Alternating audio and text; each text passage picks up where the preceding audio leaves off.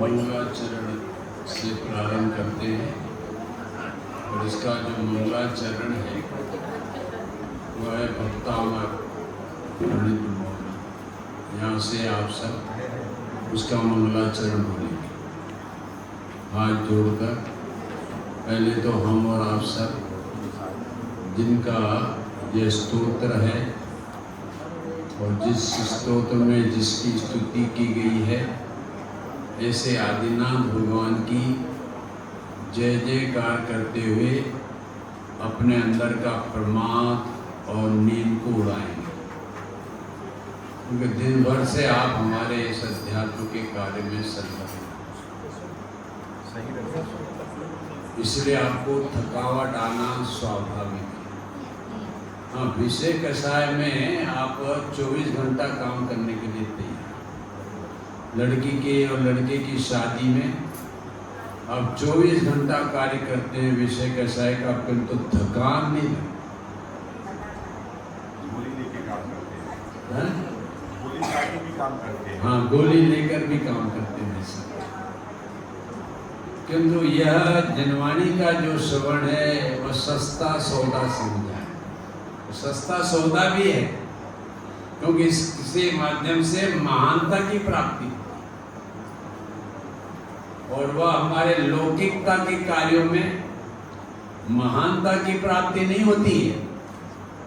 हमारे जैसे अश्विन भाई और कोटड़िया करोड़पति नहीं है, अरबपति हैं, समझे। उनकी जो हमारी स्थितियां हैं और उसके अनुसार वो प्रतिष्ठा के अनुसार काम न करे तो वह समाज के लिए उन्हें प्रतिष्ठा के अनुसार कार्य करना पड़ता है, और उसमें उनका परिवार खुश हो क्या काम किया है कोटड़िया परिवार ने, कि जो आज हमारा बस्तरपुर का समाज याद करता है। यह भी याद करेगा जो आप सबकी यात्रा सिद्ध क्षेत्र में उनके द्वारा हो रही है। ये आपके जीवन भर आपके हृदय कमल पर यह अंकित हो गया है। सिद्ध क्षेत्र में आकर कैसे परिणामों को उत्कृष्ट करना और उत्कृष्टता की प्राप्ति करना, उसका मार्ग आपकी नस नस में और चप्पे चप्पे में और प्रदेश प्रदेश में यह नीत हो गया। ये कभी भूलोगे नहीं आप। ऐसा काम हमारे कोटड़िया परिवार के द्वारा। चलो प्रारंभ करते हैं। पहला सूत्र बोले। देखो, एक तो आपको पहला सूत्र याद हो जाना चाहिए और एक 10वां सूत्र की बात करूँ, ये 2, और फिर आगे ये कब आप कल सुना देंगे मुझे। पहला सूत्र तो सबको याद है। आज हम और आपका जो कोर्स है वह 10वें छंद तक है, इसलिए 10वें छंद में भी वह हम और आपको भगवान का कैसा दर्शन करना चाहिए उसकी बात उन्होंने उसमें बताई।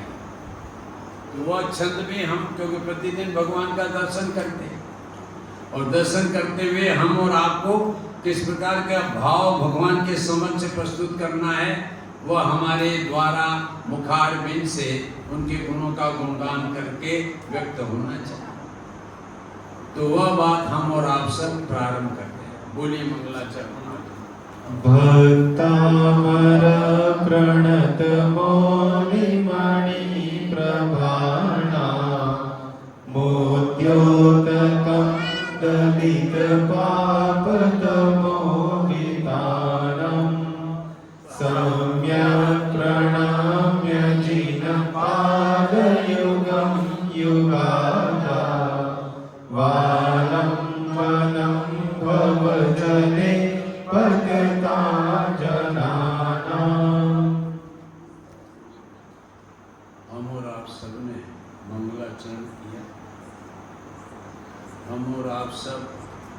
यह विदित तो हो गया है कि जिस भक्तामृत स्तोत्र का विधान कर रहे हैं और उसका स्वाध्याय कर रहे हैं, उस भक्तामृत स्तोत्र को आचार्य महतुम आचार्य ने रचना की। इतना तो सबको विदित है, इसमें तो किसी को भी शंका नहीं है। सबको स्मरण में है कि इस स्तोत्र के रचयिता मामतुम आचार्य, और जिस स्तोत्र में आचार्य श्री ने अध्यात्म की उपासना का वर्णन किया है, इसलिए यह स्तोत्र भागवत स्तोत्र है। क्यों? क्योंकि इस स्तोत्र की रचना छठे और सातवें गोस्थान में झूलने वाले संत मामतुम आचार्य, झूलने का शब्द सुनते ही गुजरातों वालों को अपना झूला याद आ गया हो। हमारे मध्य प्रदेश में झूले नहीं है। आप लोग तो रोज छठे और सातवें गोस्थान में झूलते रहते। बोला सुनो, किसमें छठे सातवें गोस्थान में झूलते हो कि विषय में झूलते हो? क्या लोहे का भाव? किसमें झूलते हो?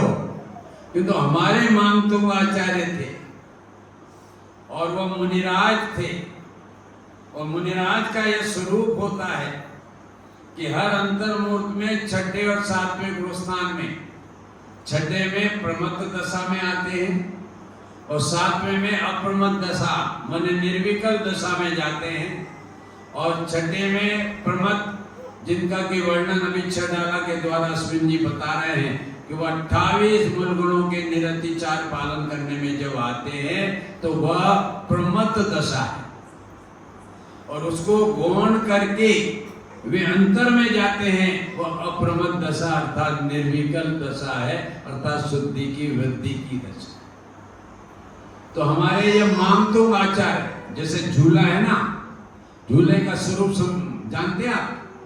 चलता हुआ झूला पीछे को जाएगा तो 1 सेकंड से ज्यादा नहीं रुकेगा। चलता हुआ झूला बीच में से निकलेगा तो 1 सेकंड से ज्यादा नहीं रुकेगा, और चलता हुआ झूला आगे जाएगा तो भी 1 सेकंड से ज्यादा नहीं रुकेगा। चलता हुआ झूला आगे, पीछे और बीच में 1 सेकंड से ज्यादा नहीं रुकेगा। यदि रुकना चाहे तो बीच में अनंत काल तक रुक सकता है, किंतु चलता हुआ झूला नहीं रुक सकता बीच में। ऐसे ही हमारे मुनिराज को 2 ही भाव होते हैं। पीछे माने अशुभ भाव तो मुनिराज में को नहीं होता। मात्र कितने भाव सैनी भैया? 2 भाव। एक है हमारा शुभ भाव और एक शुद्ध भाव। छठा गुणस्थान है वह शुभ भाव का, और 7वां गुणस्थान है वह शुद्ध भाव। ये दोनों भाव में झूलते हैं मुनिराज। हर अंतर्मूर्त में छठे में आते हैं, हर अंतर्मूर्त में 7वें में आते हैं, निर्विकल्प दशा में। ये मुनिराज का स्वरूप है। और यदि मुनिराज हमारे छठे गुणस्थान में प्रमत्त दशा में यदि अंतर्मूर्त से ज्यादा यदि रह जावे तो मुनिपना भ्रष्ट हो जाएगा। ककड़ी को चोर को कटार, पंडित जी अरे रह गए एक दिन 1 सेकंड से 2 मिनट ज्यादा रह गए अंतर्मूर्त से, 24 मिनट से ज्यादा रह गए 25 मिनट, और तुम कहते हो मुनिपना भ्रष्ट हो जाए। ये तो ककड़ी के चोर को कटार मारने जैसी बात हुई क्या? सुनिए, मुनिराज का जितना समय है शुभ भाव में, उतना समय से यदि ज्यादा रुक जाते हैं तो मुनिपना भ्रष्ट हो जाता है। हाँ, 7वें गुणस्थान में निर्विकल्प दशा में यदि रुक जावे तो शादी अनंत काल तक रुक सकते हैं क्या? किंतु शुभ भाव में नहीं रुक सकते। अगर रुक जावे तो मुनिपना भ्रष्ट क्यों हो गया? इसलिए हो गया कि स्वभाव राग भाव है, और राग भाव में वह व्यक्ति रुकता है जिसको राग की रुचि हो जाती है, और जिसे राग की रुचि हो जावे वो मिथ्यात्व स्थान में। राग की रुचि अगर अथवा वितराग स्वभाव का अनादर, वो वितराग स्वभाव का अनादर कर गया एक सेकंड, बोलो मैं यहाँ आपके अहमदाबाद में हमारे भाई साहब के यहाँ हेमंत कुमार के यहाँ 3 दिन के लिए जाऊं और चौथा दिन रुक जाऊं तो किस कारण रुकूंगा? बोलो हमारे शिल्पा बहन भगाएंगे तो नहीं, समझे? किंतु रुक जाऊं, किंतु वहां रुकूंगा तो बिना राग के रुक सकता हूं क्या?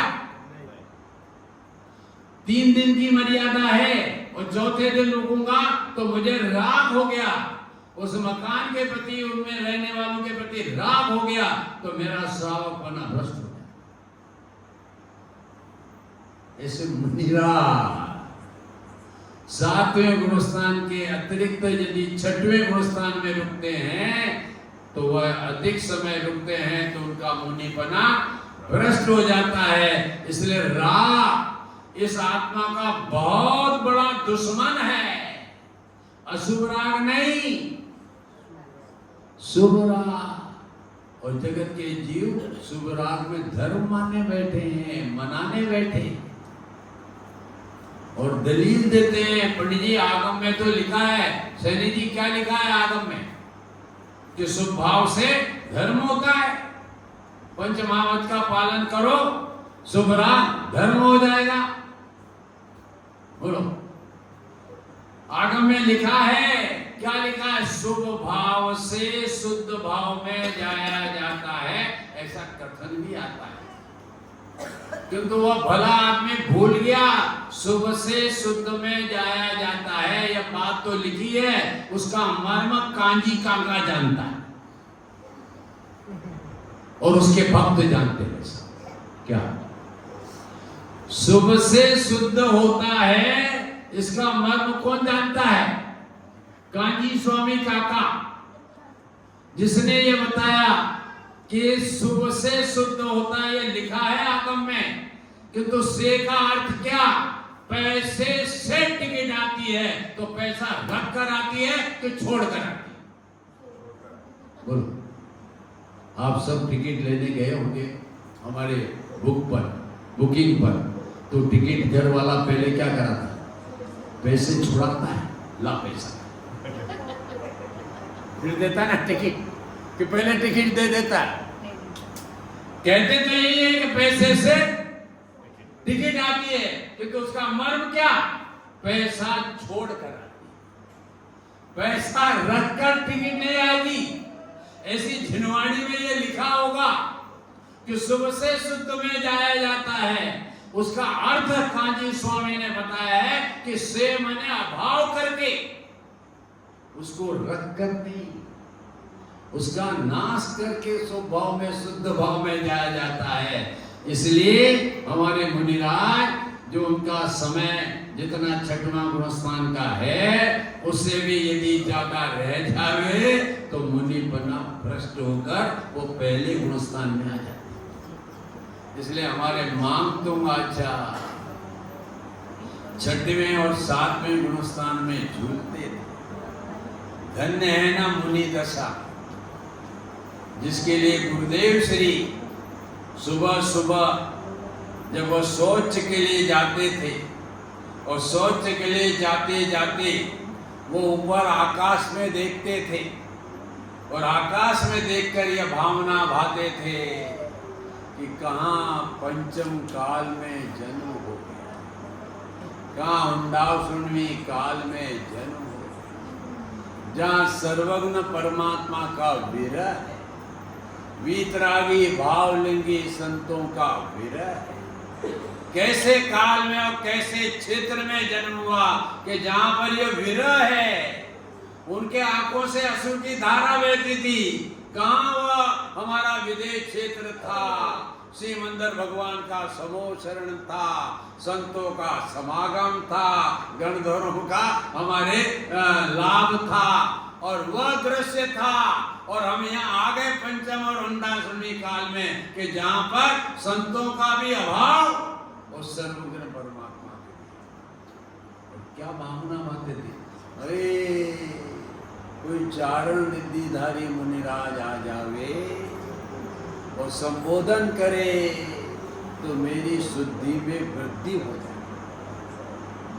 आकाश को देखकर वह हमारे पूज्य गुरुदेव श्री ये भावना भाते थे तो कोई मुनिराज आ जावे, कौन से चारण निधिधारी, हो तो आ नहीं सकते।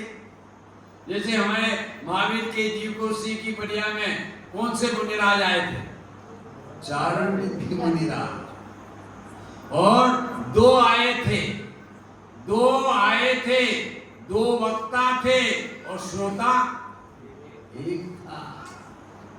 समझे, हम भी यहाँ दो वक्ता हैं और आपसे बहुत श्रोता है। सोच लीजिए कि वह मुनिराज जो गुरुदेव श्री जिसके लिए प्रतिदिन ये भावना बातें थे कि ऐसे वितरागी भावनिकी संतों का मैं तो दासानु दास हूं, भावना भाता हूं। और जब पंच कल्याणक में तब कल्याणक का दिवस आता था तो वह श्रीमद के अपूर्व अवसर पर वह गीत लेते थे, वह पाठ लेते थे कि वह अपूर्व अवसर क्यारे आओ से जारे निर्ग्रंथ थईने विचरसु। जो लोग वो हमारे गुरुदेव को कहते कि वो मुनिराज को नहीं मानते। अरे भैया तू अभी ये जगत में ये रिवाज है, ये मनुष्य कैसा है उसका पता कब लगता है कि जैसा सोना कसौटी पर घिसने से पता लगता है। क्या भाई साहब, सोना कैसा है वो कैसे पता चलेगा? कसौटी पर घिसने से। ऐसी ये सासू कैसी है, बहू को पता कब लगेगा?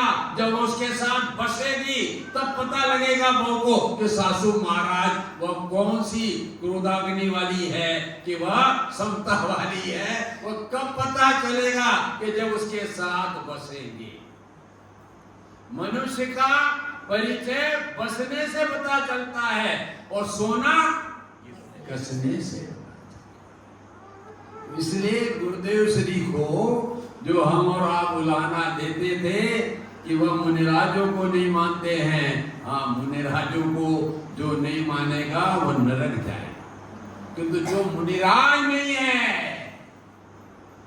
क्या जो वीतरागी भावनिकी संत नहीं है, तीन कसाय का भाव नहीं है, 28 मूल गुणों का निरतिचार पालन नहीं करता है, ऐसे जो गुरु हैं उनको नहीं मानेगा तो वह तो जाएगा दुर्गति। और जिनके पास यह तीन कसाय का भाव नहीं है, 28 मूल गुण नहीं है, और वह उनको गुरु मानकर नमन करेगा तो उसकी तो दुर्गति। ये जैन दर्शन पोपा भाई का राज नहीं है, ये तो हमारे कसौटी पर कसने वाला धर्म है। ये तलवार की धार पर चलने वाला धर्म है, पोपा भाई का राज वाला धर्म नहीं है ये जैन दर्शन। ये सोच ले। क्या मैं तुम्हारा नाम भूल जाता हूँ? ध्रुविल। अब याद रखूंगा ध्रुव ध्रुव ध्रुव, तो मुझे ध्रुविल याद है। समझे? ध्रुव धाम की धुन, धुन लगाने से ध्यान होता है और ध्यान लगाने से धर्म। हमारे ध्रुविल महाराज ध्रुव धाम की ध्यान लगाने के लिए यहाँ पर आए, इसलिए उनके परिवार वाले घबराए नहीं। वो यहाँ मुनि बनकर नहीं जाएंगे, वन में नहीं जाएंगे, घबराए नहीं पड़ेगा। अभी तो चैतन्य ध्रुव की बात छोड़कर संसार की ध्रुव में लगे, उसकी धुन धुन रहे हैं। तो इसलिए परिवार वाले भाई साहब चिंता मत करना पिता से। हाँ, अब आइए हम और आप सब, ये भागवत शास्त्र है जिसमें अध्यात्म की उपासना मांगतुंग आचार्य ने स्तुति के माध्यम से की है। और उसमें अभी 5 सूत्रों की बात संक्षिप्त में कहकर मैं 6ठा सूत्र प्रारंभ करूंगा। पहले सूत्र में बता दो सब मिलकर, कोई एक व्यक्ति बताए कि पहले सूत्र में क्या बात कही। सैनी जी आपका नाम लूंगा, बोलना मत। अगर बोलना चाहे तो मैं मना नहीं कर सकता। बोलो भाई साहब, पहले सूत्र में हमारे मांगतुंग आचार्य ने क्या भावना व्यक्त की? यह भावना व्यक्त की कि वह हमारे आदिनाथ तीर्थंकर की वह स्तुति करके उन्हें प्रणाम किया और वह आदिनाथ का महात्म्य बताया। दूसरे श्लोक में हमारे लिख लो, ये याद कर लो, घर पर आपकी पेटी टटोलेंगे, पेटी में ये वितरागता की वाणी को वो देखकर वो बताना कि हम तो ये माल लाए हैं संसार का भाव करने के लिए, खेल खिलौने नहीं लाए हैं बेटे। जो संसार में खेल खेलते रहे और 4 गति में परिभ्रमण करके दुख पाते रहे, ऐसा खेल नहीं लाए। समझे? तो वह पहले श्लोक में क्या बात है? सम्यक प्रणाम करके आदिनाथ की स्तुति की। दूसरे में आदिनाथ की स्तुति करने की प्रतिज्ञा की, संकल्प किया दूसरे श्लोक में। तीसरे श्लोक में अपनी अल्पज्ञता बताकर बालक जैसा बनकर आदिनाथ की स्तुति करने का उन्होंने भाव व्यक्त किया। वो आपको चंद्रमा का उदाहरण ख्याल में आना चाहिए, बालक का। हाँ, बालक का चंद्र आदिनाथ की स्तुति। दूसरा, तीसरा, हाँ, तीसरे श्लोक में आचार्य ने जो स्तुति की है वो बालक बनकर आदिनाथ की स्तुति। बालक माने अबोधपना, अल्प ज्ञानपना। जैसे बालक का ज्ञान होता है ना, उसमें विवेक नहीं होता है कि तो ज्ञान होता है। तो उस बालक को अबोधपने से आदिनाथ की स्तुति की। और चौथे अधिकार में, चौथे छंद में उन्होंने उदाहरण दिया कि जिस प्रकार से समुद्र जिसमें मगरमच्छ हैं, घड़ियाल हैं, प्रचंड पवन से उछल रहा है, ऐसे समुद्र को पार करना संभव है कि असंभव? संभव नहीं है। ऐसे हे भगवान, आपके गुणों समुद्र के समान है, आपके गुणों का गुणगान करना मेरे बस की बात नहीं। ख्याल में है? चौथा छंद ये याद हो जाना चाहिए मुझे। आपके इन दिनों में 48 छंदों का मर्म एक लाइन में याद कराना है। क्या आपने तो उपवास किए, समझे?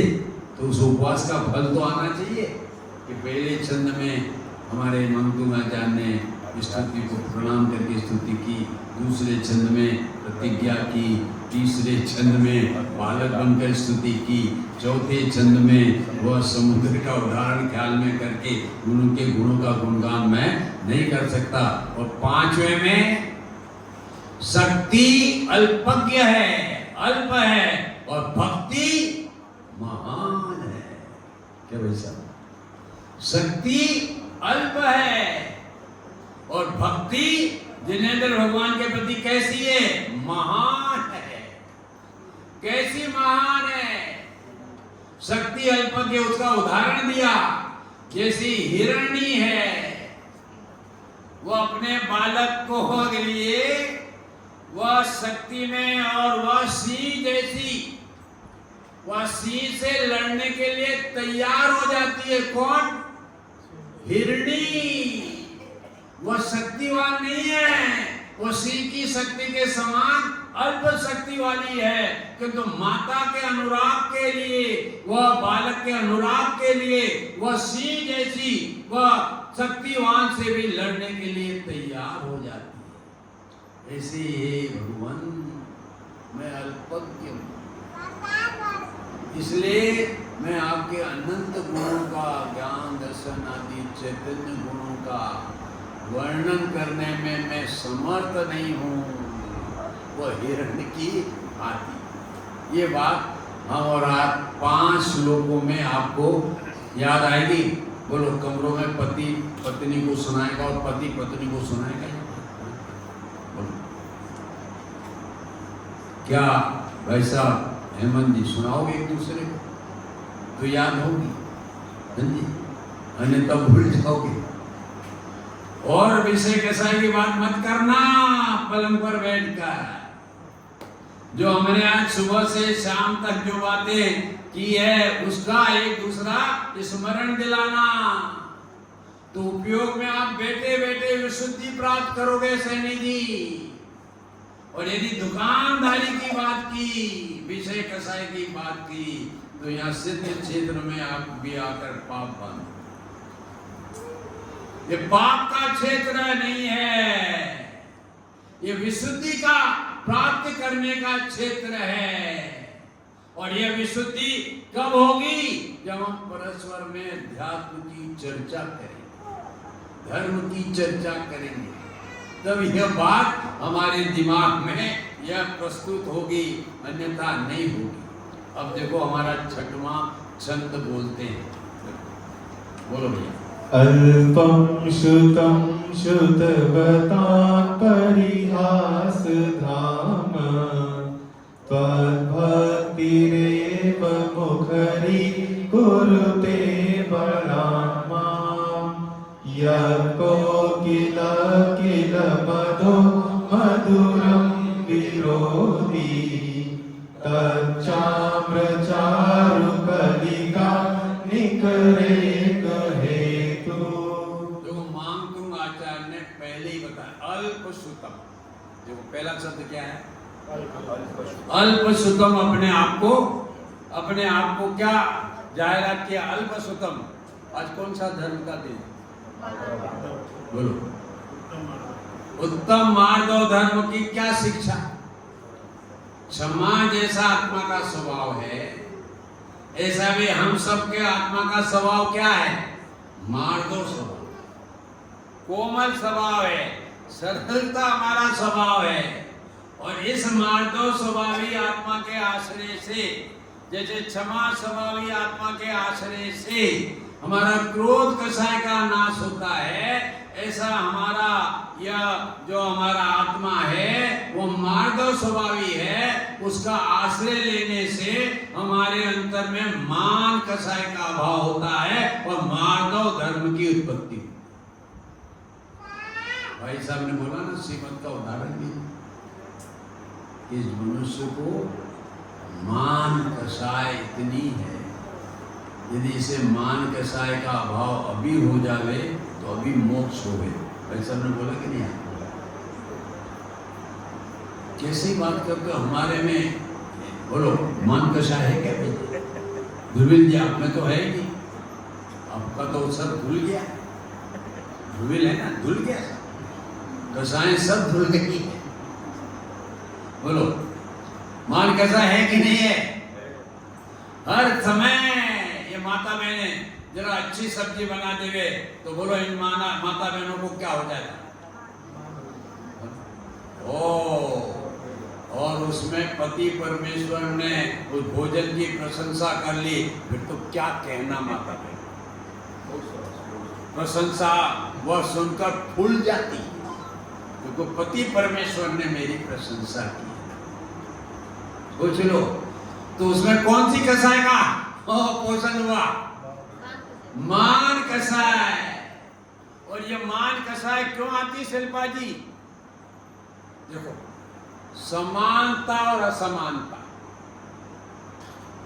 ये असमानता में मान कषाय का पोषण और समानता में मान कषाय का अभाव होता है।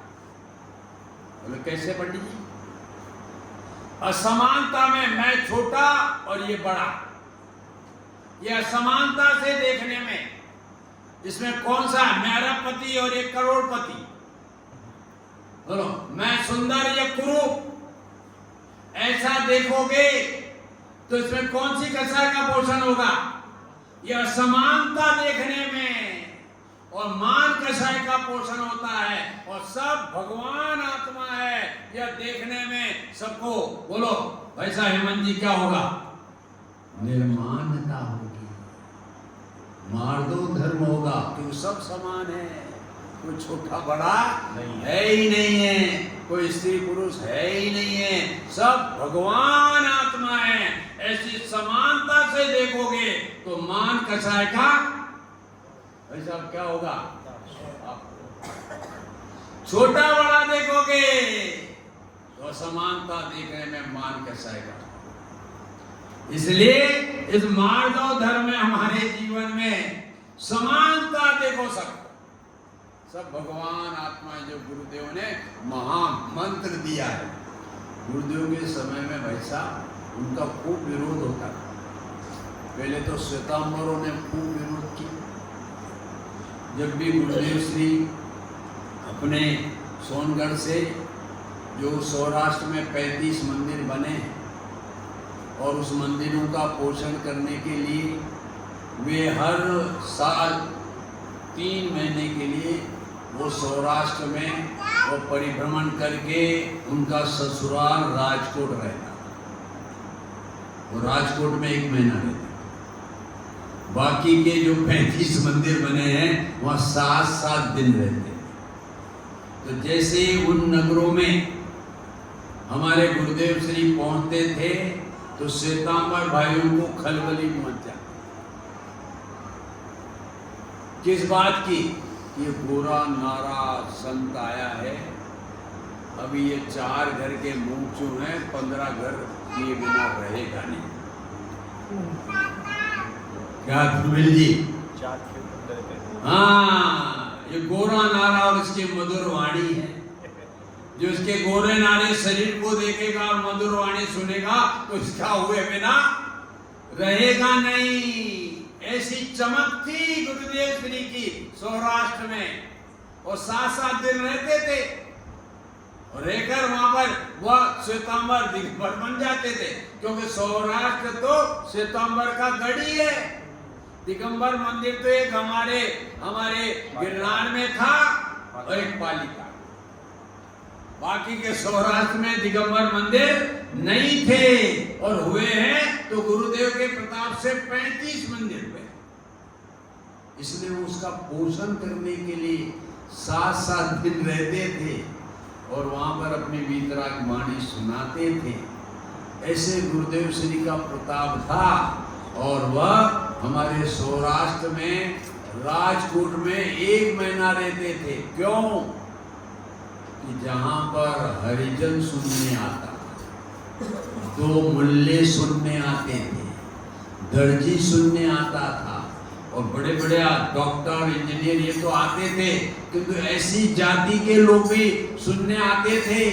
2 मुल्ले सुनने आते थे गुरुदेव की वाणी सुनने, और वह हमसे भी जैन धर्म ज्यादा पालते थे। क्या सुन जैन धर्म? आपके अभी अहमदाबाद में है ना वो भाई, एक परिवार है ना, हाँ मुस्लिम परिवार ना, जो हमारे समान मंदिर में आता है। वो ये सब गुरुदेव श्री का प्रताप है। ऐसा उनका ऐसा वहां पर बात तो मेरे को क्या है ना, उनका अपमान होता था। हमारे इंदौर में वो जब पधारे तो हमारे वहां के लोगों ने काले झंडे फहराए और पत्थर मारे।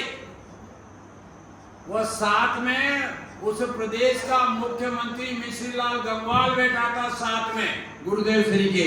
जब एरोप्लेन से वे अपने निवास पर पहुंच रहे थे तो बीच में विरोध किया, किंतु विरोध करने पर भी वह मुख्यमंत्री बोलने लगा कि महाराज आप आज्ञा दो तो मैं सबको ये काले झंडे और पत्थर मारने वालों को बंद कर। तो गुरुदेव के मुखारबिंद से क्या समानता क्या निकली? भगवान आत्मा छे भूला भगवान।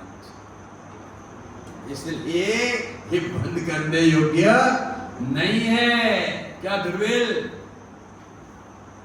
सौभाग्यशाली हो जो जैन कुल में पैदा हो, अन्यथा कई मुसलमान कुल में पैदा होते बिस्मिल्लाह अल्लाह ये बोलते रहते, समझे? ये तो जैन कुल में जन्म हो गया है। कल मुखारबिंद से पिताश्री और कोटिडिया परिवार से भगवान आत्मा मुख से निकलने लगा, नहीं तो अल्लाह और बिस्मिल्लाह निकलता। क्योंकि यह जीवन जैन कुल में शिल्पा जी दिया है ध्रुवील को।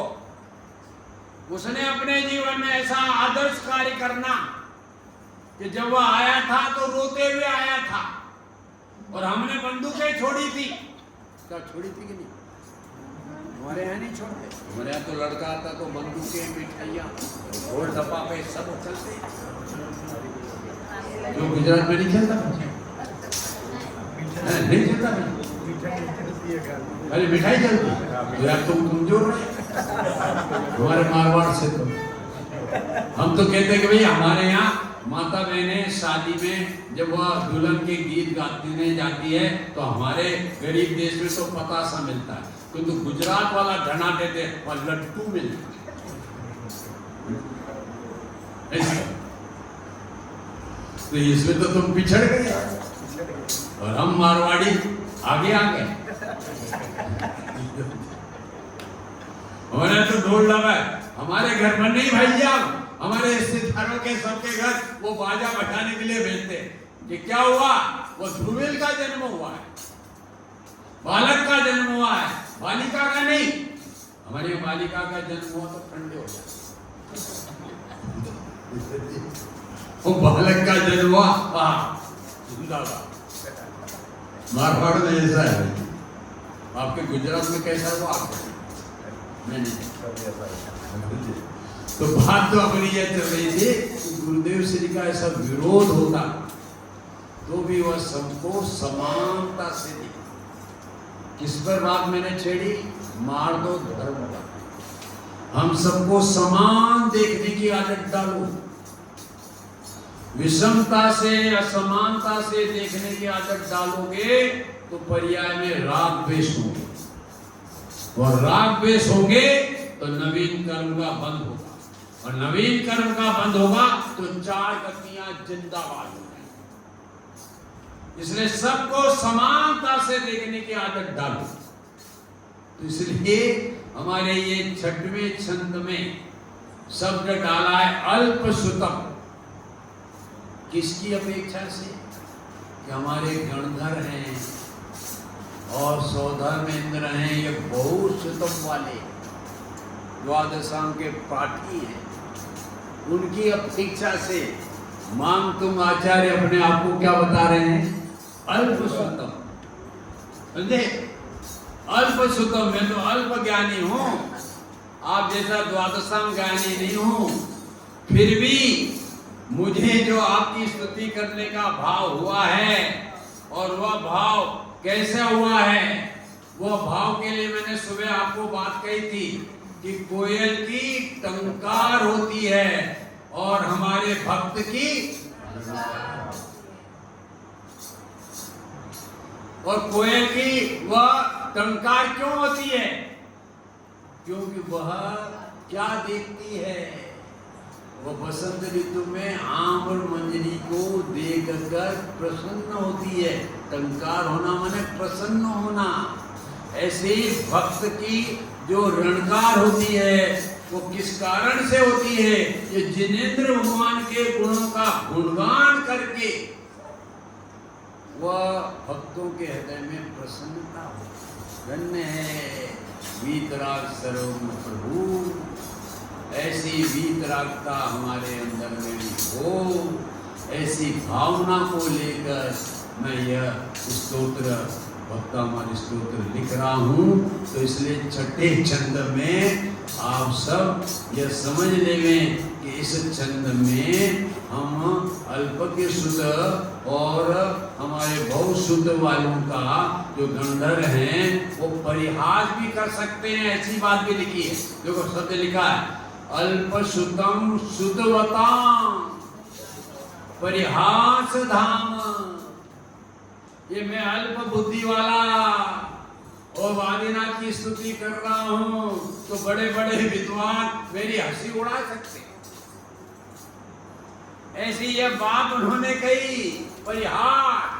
तो परिहास का अर्थ जगत में हंसी उड़ाना है, किंतु हमारी जनवाणी में कुछ शब्दों का ऐसा प्रयोग किया है कि जिन शब्दों के अर्थ आचार्य और ज्ञानियों ने महान निकाले और हम अज्ञानियों ने उन शब्दों की जितनी मट्टी पलित करनी है वो की।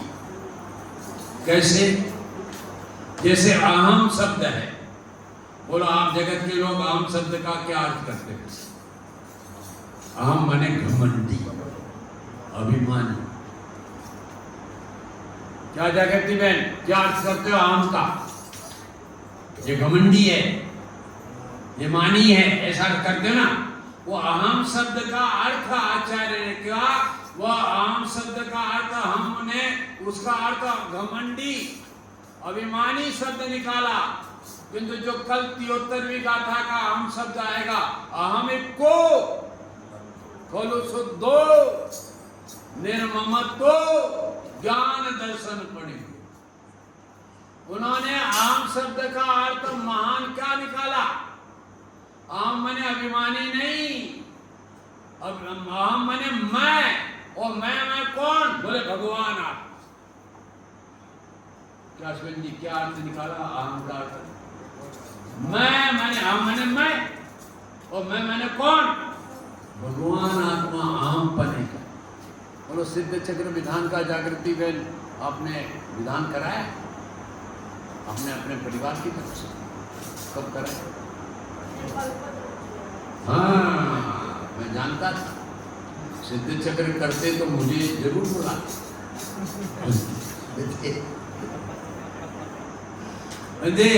ये सिद्ध चक्र विधान करने योग्य है जीवन में।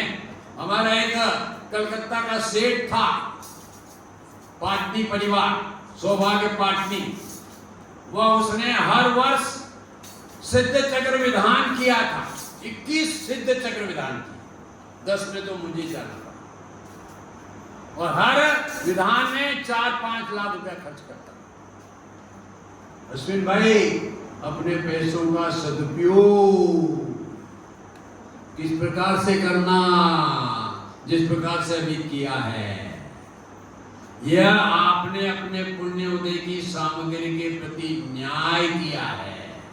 और यही रुपया आपके महल में 1 लाख का बाथरूम और 5 लाख का बनाते तो ध्रुवील क्या होता? उस पैसे के प्रति न्याय होता कि अन्याय होता? अन्याय। अपने पुण्य उदय से मिली सामग्री को कहां लगाना? देव साहब गुरु की भावना में। तो इसलिए ये अहम शब्द तो सिद्ध चक्र शब्द में एक शब्द आया है जागृति में, क्या? निकम्मा। गुजराती में શું કહો છો? નકામો માણસ છે। એમ જ કહો છો ને ભાઈ સાહેબ? નકામો માણસ છે।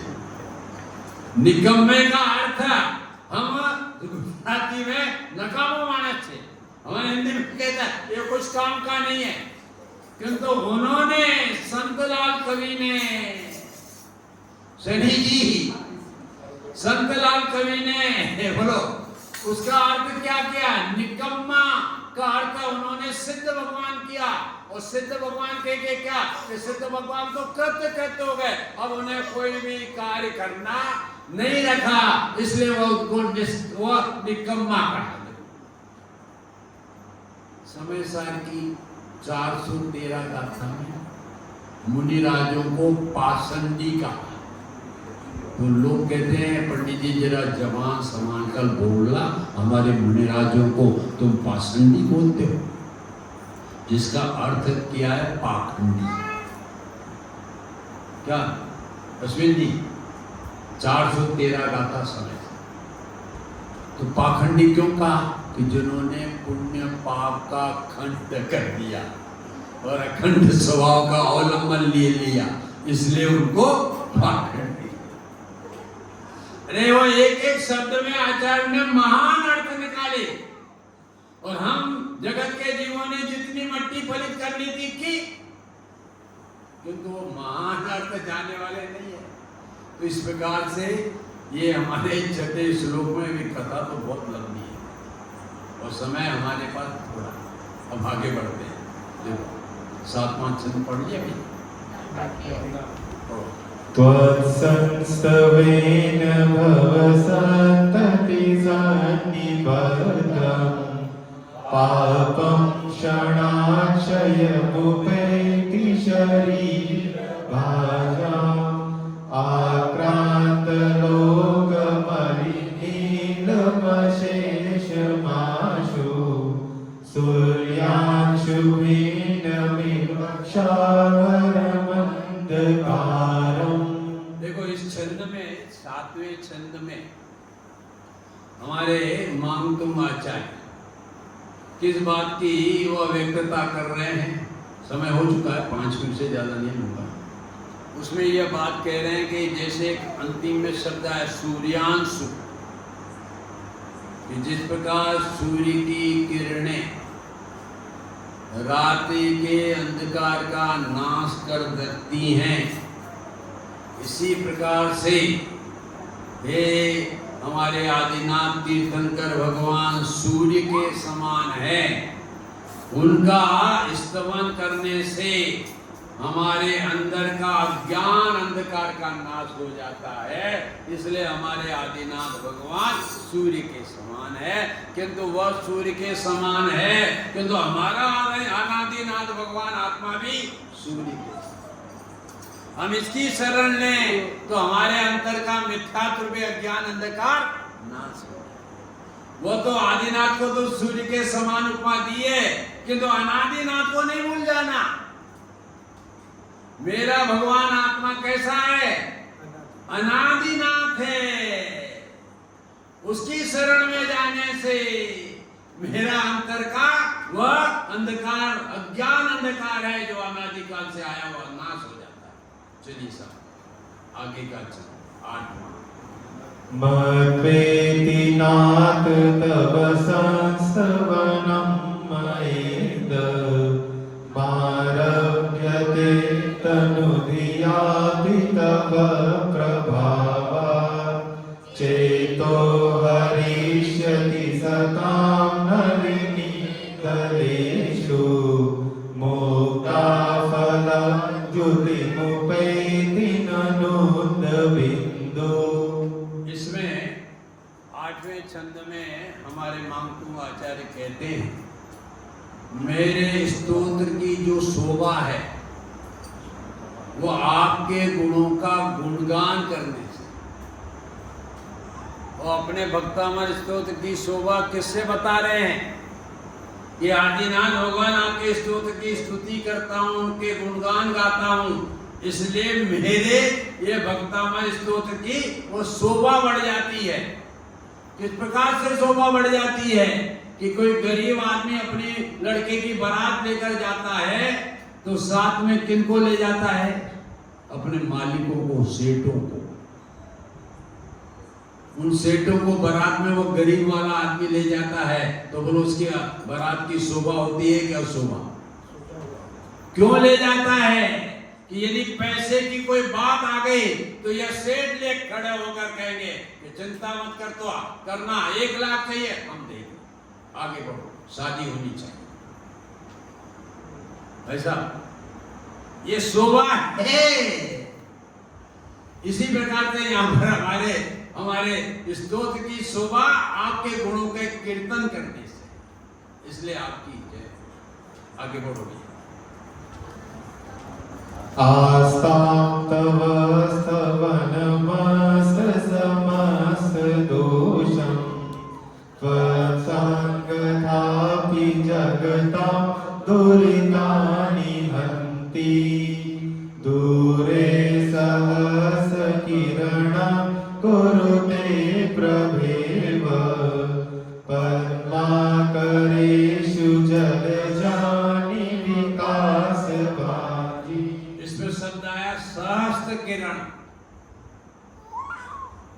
सहस्त्र किरणम माने सूर्य की किरणें जिस कमल पर गिरती हैं, जैसे तालाब में कमल खिलता है और वह उस तालाब में कमल किसके कारण खिलता है? सूर्य की किरण के कारण खिलता है। इसी प्रकार से यहाँ मामतुम आचार्य कहते हैं कि हे भगवान, आपकी जो कथा सुनता है और अत्यंत प्रीति पूर्वक सुनता है, उसके मिथ्यात्व का अंधकार का नाश होता है और सम्यक् का उजाला होता है। सहस्त्र किरणम, आपकी वह वीतराग की किरणें जब श्रवण में आती है, आपकी वीतरागता की कथा सुनते हैं, तो हमारे हृदय का जो मिथ्यात्व भी अंधकार है वह दूर हो जाता है और हमारे परिणति में वह सम्यक दर्शन ज्ञान शास्त्र की किरणें वो कमल रूप से खिल जाती। बोलो 6 डाला में किसकी कथा है? बोलो शिल्पा। आपको नहीं बोलना, मैंने तो एक खाली मेरा ऐसे ही कुछ ऐसा है, बोलता हूँ मैं ही, समझे? ख्याल दिया कि 6 डाला में आप कह सकते हैं एक जगह में गया था और वहां पर हमारी बालिकाओं की कक्षा चल रही थी 6 डाला की, और जाकर मैं गया तो वहां की जो अध्यापिका थी, पंडित जी आप बता रहे हैं हम 6 डाला पढ़ा रहे हैं, अब इन बालिकाओं से कुछ पूछो।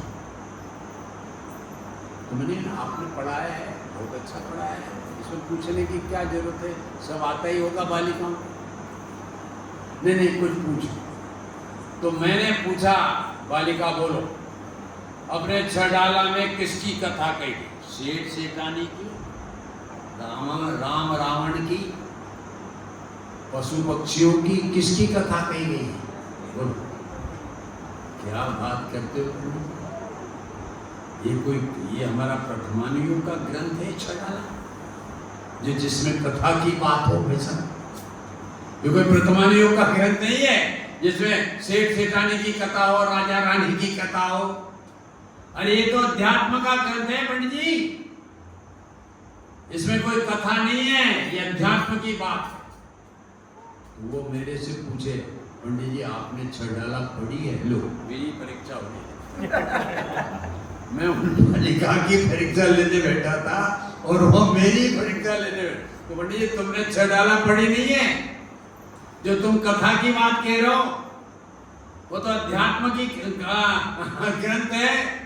तो मैंने उनको कहा दास भ्रमण की है बहु कथा। बोलो होता है कि नहीं? ये छंद है कि नहीं? जागृति बहन किसकी? दास भ्रमण की है बहु कथा, पैकचू कहीं मुनिया था। बोलो उसमें ये कथा शब्द आया था, तो मैंने तुमसे पूछ लिया कि उसमें किसकी कथा है, और तुम कहते हो वो प्रथमानियों का नहीं है। बोलो किसकी कथा है? दास भ्रमण की। बोलो हम सब जीवों का परिभ्रमण की कथा किसमें दी गई है? बोले 6 डाला। वो कथा है कि तो परिभ्रमण की कथा है, वो राजा रानी की कथा नहीं है। इसलिए कोई यह कह दे कि वो कथा का ग्रंथ नहीं है, ऐसा नहीं है। तो इसलिए यहाँ पर भी हमारे भाई साहब कहते हैं कि हे भगवान आपकी जो कथा सुनता है उसका मिथ्यात्व का नाश होता है और उसके जीवन में सम्यक रूपी कमल खिल जाता है। अंतिम बोल ऐसा नात्यद्भुतं भुवन भूषण भूतनाथ भूते गुणे भुवि भवन्तमभीष्टुवन्त तुल्या भवन्ति भवतो ननु तेन किं वा भूत्याश्रितं य इह नात्मसमं करोति। ये छंद याद करके कल, क्योंकि ये आपको दर्शन करते समय काम है। उन्होंने आदिनाथ तीर्थंकर को उन्होंने क्या विशेषण दिया? भवन हमारा भुवन भूषण भूतनाथ। बोलो, ये आदिनाथ का विशेषण दिया है महंतुंग आचार्य ने, भुवन भूषण। आप 3 लोग के आभूषण हो। बोलो, शिल्पा बहन, जागृति बहन, आप ये हाथों को ये पहनती है ना, ये यहाँ से यहाँ तक। ये मत समझना भाई साहब, मैं ये शिल्पा और जागृति बहन की बात करूँ, सब बहनों की बात है। ये तो उनका नाम याद है। यदि दूसरों का नाम, पुत्र वधू का नाम याद होता तो उनका नाम ले लेता, तो वो नाम याद नहीं है मुझे। इन दोनों का नाम याद है क्योंकि मैंने ये फ्लेक्स बनाए हैं, तो जगह जगह लिखा है अश्विन भाई जागृति बहन, क्या हमारे हेमंत भाई, हमारे शिल्पा बहन, तो ये नाम याद है, तो इसलिए इन नामों को मैं बारंबार ले रहा हूँ। तो इसलिए ये जो आप आभूषण जो पहनते हैं ना, कहाँ तक, यहाँ तक। अब ये पहले तो वह हमारे जो ब्लाउज पहनते थे यहाँ तक, फिर यहाँ आए, फिर यहाँ आए, यहाँ तक। देखेंगे नहीं अभी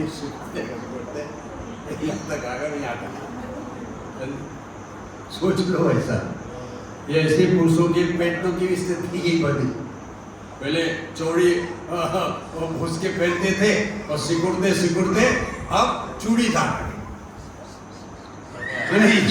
ये सब हमारे सैनी जी हुआ कि नहीं?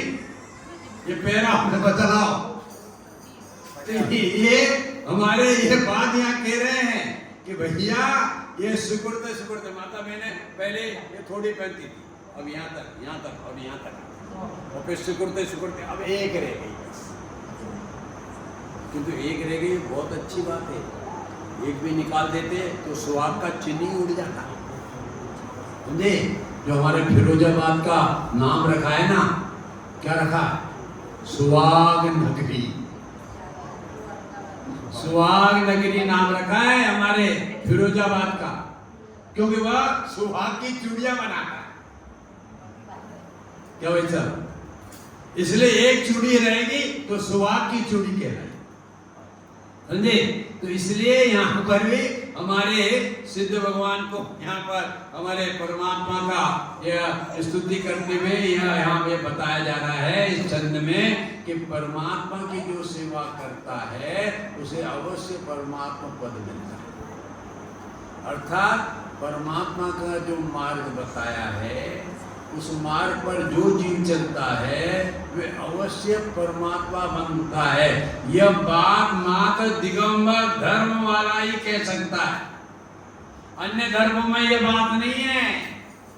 उनका भगवान तो यही कहेगा हमारी सेवा करो, फल हम आपको बाद में देंगे। किंतु ये जैन दर्शन का भगवान नहीं बोलेगा हमारी सेवा से तुझे पुण्य का पतासा मिलेगा, भगवान पना नहीं मिलेगा। अनंत की सेवा से अनंत दास कहलाएगा, सिद्ध की सेवा से सिद्ध का दास कहलाएगा। और जैन दर्शन का मार्ग है दास नहीं भगवान बने, भक्त नहीं। ये हमारा भगवान की सेवा से भगवान बना है। इस बार थोड़ा समय 5 मिनट ज्यादा लिया।